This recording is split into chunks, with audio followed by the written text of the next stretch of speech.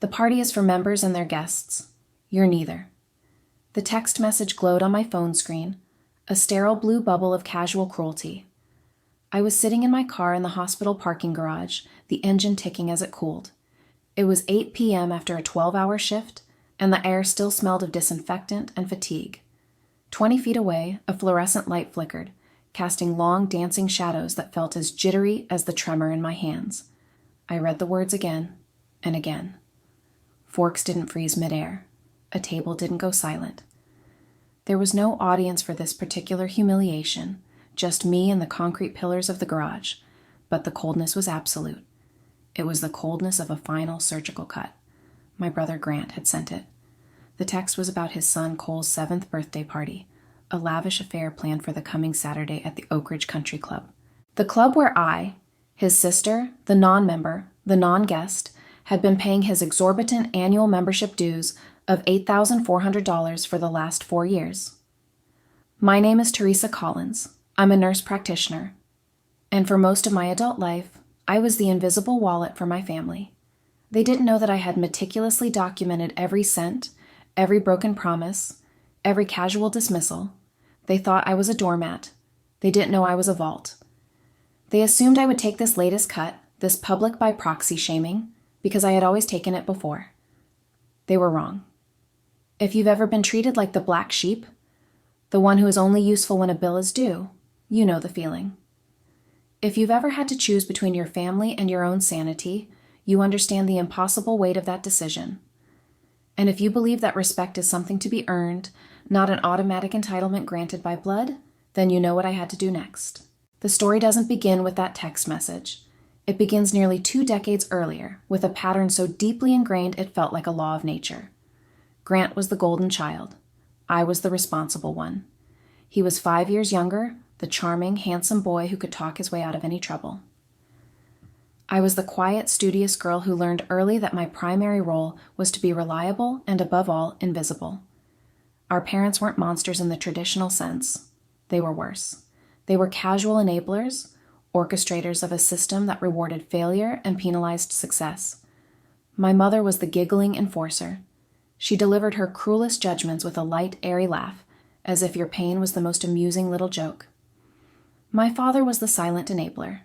During the worst of my mother's tirades or Grant's manipulations, he would simply stare at his plate, his silence a booming chorus of approval.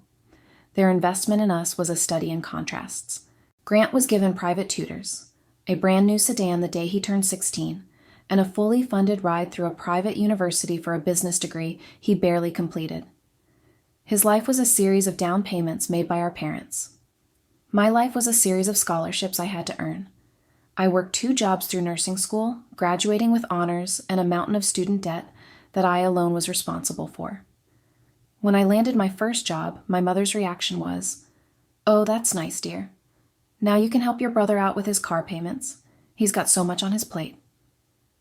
The requests started small. $100 for a business dinner, $500 for a new suit to impress a client. These were framed as temporary loans, bridges to get him to the next big deal that was always just around the corner. I paid them. I paid them because it was easier than the fight. It was easier than my mother's disappointed sighs or my father's stony silence. I stayed quiet to keep the peace. I told myself it was what a good sister, a good daughter did. Family backs family. That was the mantra. It was a club used to beat me into submission. Every time I achieved something, it was minimized. When I bought my first small condo, my mother looked around and said, "It's a bit cramped, isn't it? Grant is looking at a beautiful 3-bedroom in the suburbs." He was, of course, looking at it with money I had loaned him for a down payment on his future.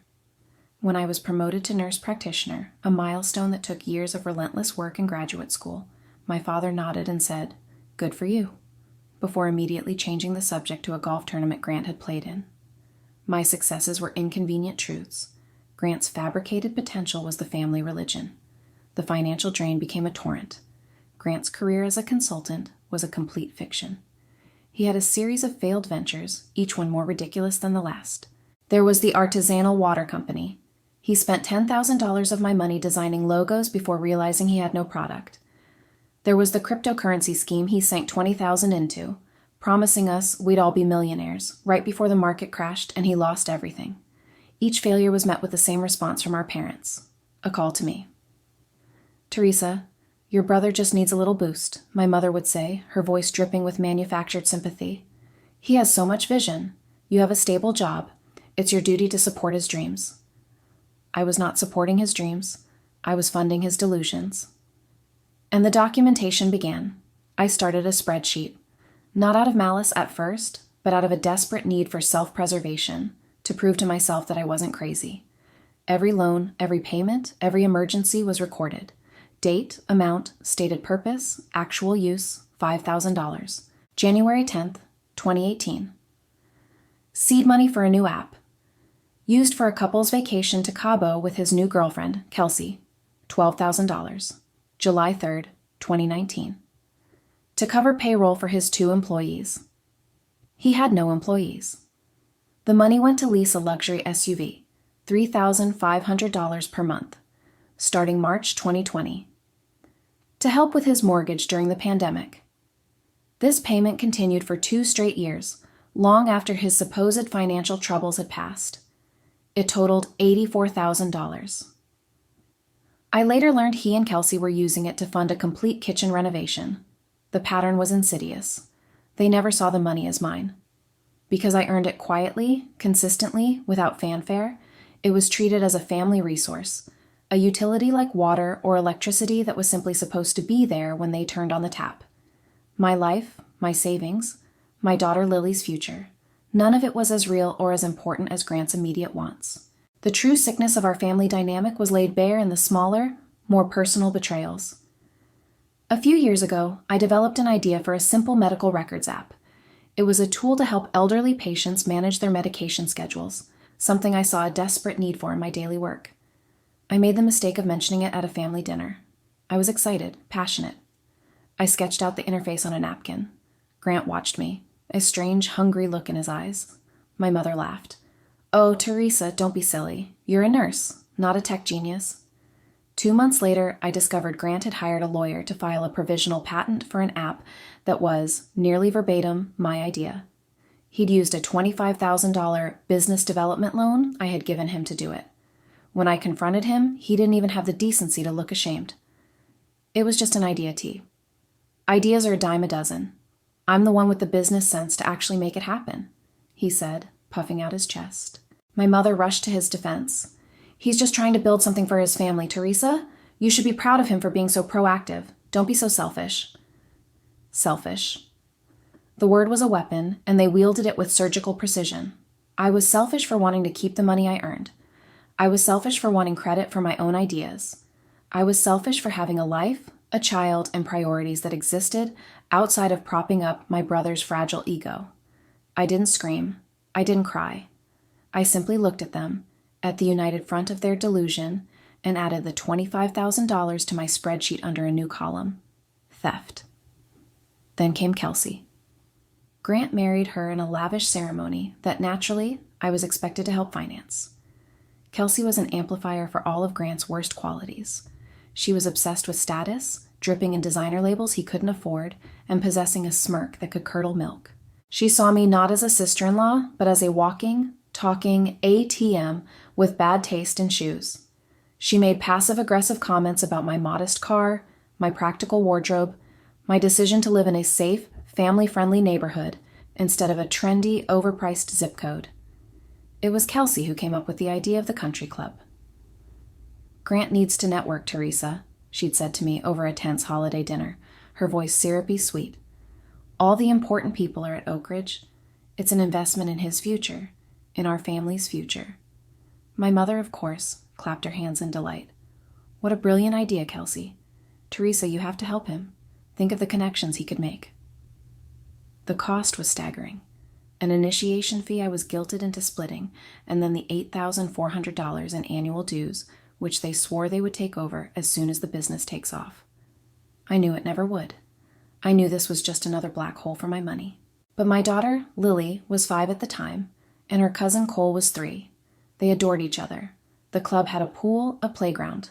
I rationalized it. I told myself this was a way to ensure the cousins could spend time together. I told myself it was for Lily. Another lie to keep the peace. So I paid. 4 years of dues, $33,600, not including the monthly food and beverage minimums I often covered, or the guest fees for the potential clients who always turned out to be Kelsey's vapid friends. I set up the autopay from my own bank account, linking it to the club's portal. It was easier that way, I told them, no fuss. The truth was, it gave me control. It was a detail they overlooked. The social media posts were a constant, galling reminder of where my money was going. Pictures of Grant and Kelsey lounging by the pool on a Tuesday afternoon. Videos of them at wine tasting events in the clubhouse. Family portraits on the perfectly manicured golf course, captioned, "Living our best life." They never once tagged me. They never once acknowledged the source of their leisure. To the outside world, they were the picture of self-made success. I was the ghost in their machine. The disparity became a raw, open wound. While they were posting photos from the club's exclusive 4th of July fireworks show, I was working a double shift to cover for a sick colleague. While they were enjoying steak dinners at the clubhouse, I was eating leftovers over my kitchen sink, exhausted, trying to figure out how I was going to pay for Lily's braces and the property tax increase. Every time I saw them, the cuts got deeper. Every holiday, another backhanded compliment from Kelsey about how brave I was to be a single working mom. Every family gathering, another story from Grant about a huge deal that was about to close. A lie so transparent it was insulting. Every birthday, a stark contrast in gifts. For Lily, a cheap plastic doll from a discount store. For their son, Cole, the latest gaming console or a new bike. My gifts to Cole were always expensive and thoughtful, paid for with a credit card they assumed had no limit. I felt nothing, not anger, not pity, just a growing, glacial coldness. I was watching a documentary about a family of strangers. I wasn't losing a family, I was losing a burden. The breaking point, when it came, was not about me. It was about Lily. She was 7 years old, a quiet, perceptive child with big, observant eyes that missed nothing. She adored her cousin Cole. For weeks, the only thing she could talk about was his 7th birthday party at the country club. It was going to have a bouncy castle, a magician, and a huge swimming pool. She had spent a whole afternoon making him a card, drawing a picture of the two of them as superheroes. She had carefully picked out a Lego set with her own allowance money. Her excitement was the one bright spot in my exhausting week. The Thursday before the party, 2 days before the event, Lily and I were at my parents' house for our weekly obligatory dinner. Grant and Kelsey were there, bragging about the final party preparations. The caterer confirmed the custom cake, Kelsey announced, scrolling through pictures on her phone. And the pony rides are all set. Cole is going to lose his mind. Lily's eyes were wide. Pony rides? Wow. Can I ride a pony, Aunt Kelsey? Kelsey looked down at my daughter, her smile tightening just a fraction. Well, sweetie, we'll have to see. She exchanged a look with Grant. It was a look I knew well. It was the look that preceded a dismissal, a casual act of cruelty. Later, as we were leaving, I overheard my mother talking to Kelsey in the kitchen. Her voice was a low, conspiratorial whisper, but the words were sharp and clear. Are you sure you want Teresa's kid there? She's so quiet. She might not fit in with the other children. Cole's friends are from very prominent families. Kelsey's reply was a light, dismissive laugh. Don't worry, Grant is handling it. A cold dread settled in my stomach. I buckled Lily into her car seat, her face still glowing with excitement about the party. Mommy, she said, her voice small. Aunt Kelsey seemed funny. Does she not want me at the party? I felt a crack form in the ice around my heart. Of course she does, sweetie. Don't be silly. I was still lying to her, to myself. I was still trying to keep the peace. That was the last time. The text from Grant arrived later that night after I had tucked Lily into bed. I was sitting on my couch in the quiet, dark house. The glow from the phone was the only light. Hey, T, it began, his usual casual tone. About Cole's party on Saturday. We're trying to keep it to a tight-knit group this year. You know how it is. Just close family and Cole's school friends. I knew what was coming. I held my breath. The second text arrived a moment later. The party is for members and their guests. You're neither. Something inside me snapped. Not loud, not dramatic. Just a clean, quiet break. It was the sound of a thick steel cable, strained for years under immense pressure, finally giving way. It wasn't the insult to me. I had absorbed 1,000 of those. It was the calculated cruelty of doing this 2 days before the party. It was the dismissal of my child. It was the word neither, a cold clinical exclusion that turned my daughter into a stranger. They had taken her excitement and her handmade card and her carefully chosen gift and thrown them in the trash because she wasn't important enough. I didn't scream. I didn't cry. I didn't text back a stream of furious accusations. I simply looked around the quiet room at the life I had built, the life I had worked so hard for, the life that I was systematically sacrificing for people who held me and my child in such blatant contempt. I stayed calm. There was nothing to add. The cut was clean. That was the exact second I knew someone was going to pay. Not with anger, not with drama, but with the cold, hard currency of consequences. My thumb moved slowly across the screen of my phone. I didn't go to my spreadsheet. I didn't calculate the total amount they owed me, which by then was well over $110,000 in direct loans and payments, not counting the stolen app idea. I didn't need to. The numbers were seared into my brain. Instead, I opened my web browser. I typed in the address for the Oak Ridge Country Club members portal. My login, the one I had created 4 years ago to manage the payments, was saved. The page loaded. "Welcome, Grant Collins," it said in cheerful, elegant script. I navigated to the billing section. The autopay was scheduled to draft the next quarterly payment in 2 days.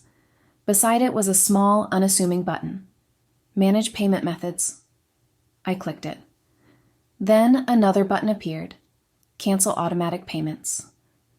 My heart was beating a slow, steady rhythm. My hands were perfectly still. There was no rage, only clarity. A profound, liberating clarity. I felt a sense of peace I hadn't felt in years. I pressed the button. A confirmation box popped up. "Are you sure you want to cancel this scheduled payment?" I pressed confirm.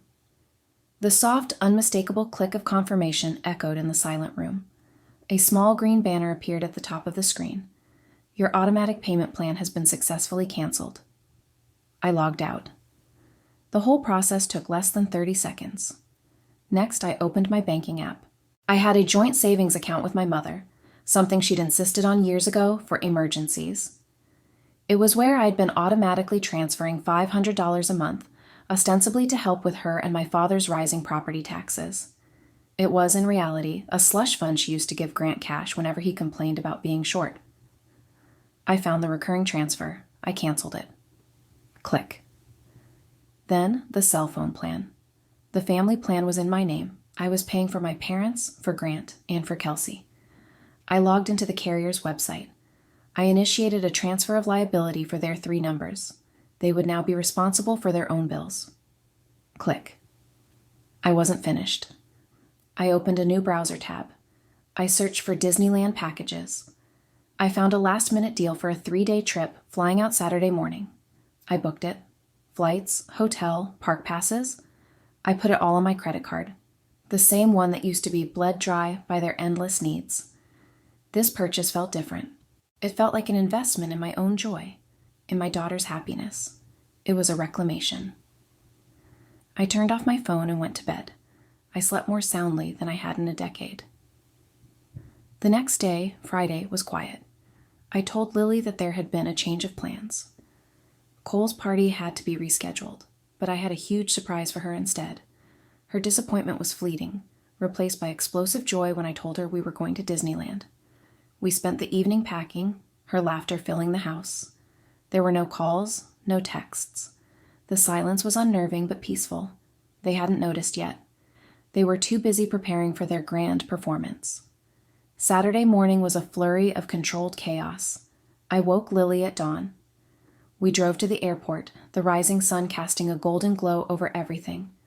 As we were standing in the security line, my phone, which I'd just turned on, began to vibrate uncontrollably. A cascade of texts and missed calls flooded the screen. The first text was from Grant, sent at 9:02 a.m. "Hey, at the club. My key card isn't working. Can you call them?" I ignored it. The next, at 9:15 a.m. "Teresa, this isn't funny. They're saying the membership is suspended for non-payment.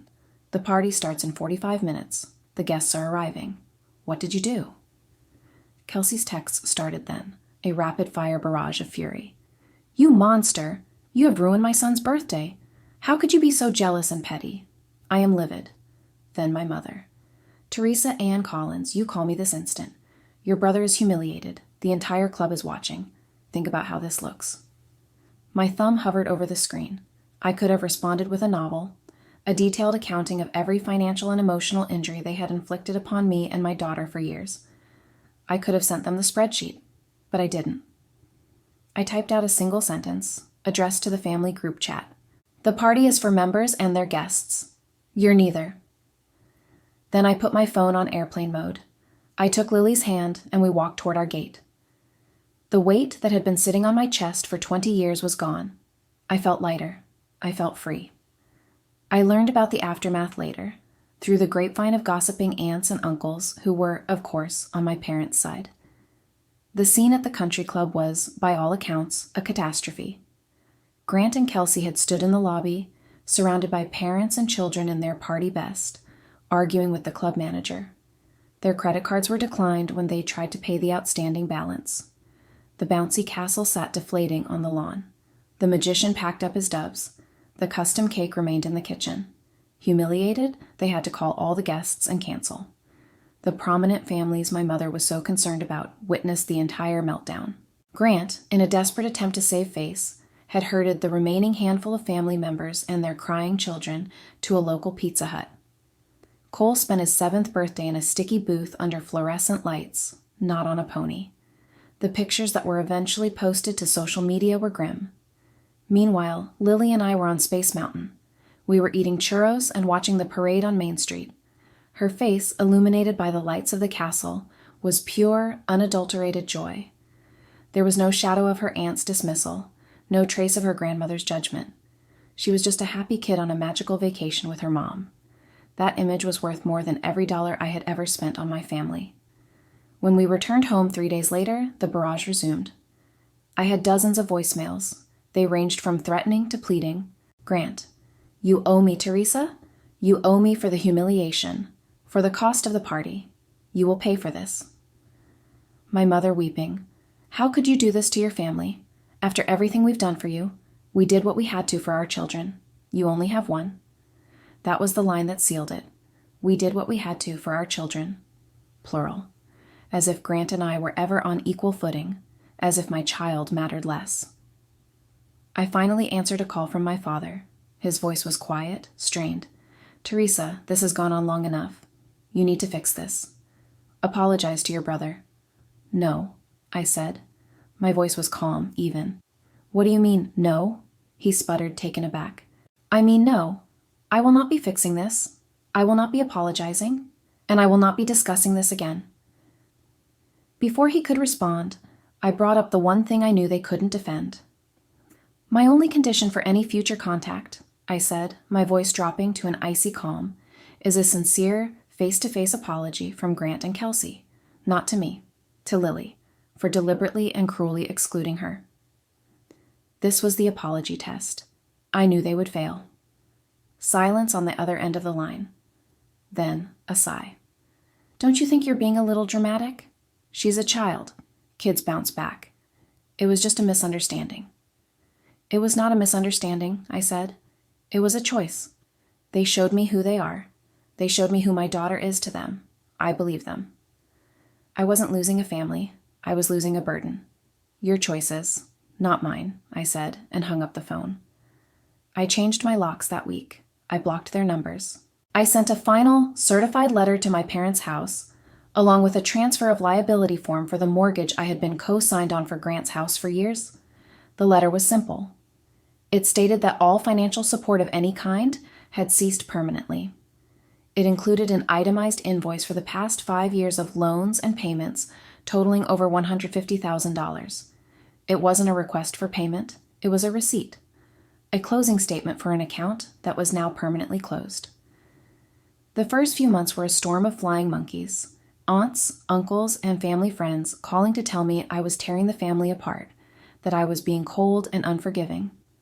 I met each call with the same calm response. From now on, you handle your family. I'll handle mine. Then came the slow rot. The consequences of a life lived on someone else's dime began to pile up. Without my monthly contributions, Grant and Kelsey's carefully constructed facade crumbled almost immediately. They missed a mortgage payment, then another. The luxury SUV was repossessed. The foreclosure notice appeared on their door 6 months after Cole's disastrous birthday party. Kelsey had to get a job. She ended up working retail at a department store in the mall, the same mall where she used to shop for designer handbags. A friend sent me a photo of her, grim-faced, folding sweaters. I felt nothing. Not joy, not pity, nothing. Grant tried to launch another venture, but without my funding, it went nowhere. He ended up driving for a ride-sharing service, using a battered old sedan he had to borrow from my father. The social media posts of their glamorous life stopped entirely. They were replaced by a bitter, resentful silence. My parents, without my slush fund contributions, had to dip into their retirement savings to keep Grant afloat. The stress took a visible toll on them. My mother's giggling cruelty was replaced by a tight, anxious frown. My father seemed to shrink, the weight of his son's failures now fully on his own shoulders. The regret was heavier than any debt. I observed all of this from a distance, a calm, quiet shore watching a ship I had abandoned finally sink under the weight of its own incompetence. There was no gloating. There was only a profound sense of peace. The quiet in my life was no longer the silence of biting my tongue, it was the silence of genuine tranquility. My life and Lily's blossomed. The money that had once been siphoned into the black hole of Grant's ego was now ours. We took a real vacation to the beach that summer. I fully funded Lily's college savings account. I started contributing the maximum to my own retirement. I had my kitchen remodeled, a project I'd put off for years because there was never enough money. Standing in my bright, new kitchen, watching Lily do her homework at the island, I felt a contentment that was deep and real. One evening, about a year after the incident, Lily and I were planting flowers in our small backyard. The sun was warm on our backs. She was older now, more aware. She paused, a small trowel in her hand, and looked up at me. "Mommy," she asked, her voice soft, "do you miss Grandpa and Grandma? And Uncle Grant?" I stopped what I was doing and looked at her, really looked at her. Her face was open and honest, free of the anxiety that used to cloud it. "I miss the idea of them," I said truthfully. "I miss the family I wish we had, but I don't miss the way they made us feel." She nodded slowly, as if that made perfect sense. "They never did say sorry to me," she said, not with anger, but as a simple statement of fact. "No, sweetie, they didn't," I said, pulling her into a hug. "And we don't need them to. We're okay, you and me." She hugged me back tightly. "We're better than okay," she whispered into my shoulder. "We're happy." She was right. The silence in my phone was a blessing. The extra money in my bank account was a tool for building our future. The empty chairs at our holiday table were not a loss. They were an opportunity to invite true friends, people who valued us for who we were, not for what we could provide. The cut was clean. The healing had begun. Blood doesn't guarantee loyalty. It doesn't guarantee respect. It doesn't guarantee love. Loyalty, respect, and love are things that are earned, nurtured, and treasured. They are not commodities to be extracted. Family is not a title you are given. It is a bond you build. And sometimes, the most loving thing you can do for yourself and for your child is to walk away from the people who refuse to see your worth. Some doors are meant to close, not so you can be lonely, but so that better, brighter ones have room to open. I have never, not for a single second, regretted my choice. I wasn't losing a family. I was finally, truly saving my own.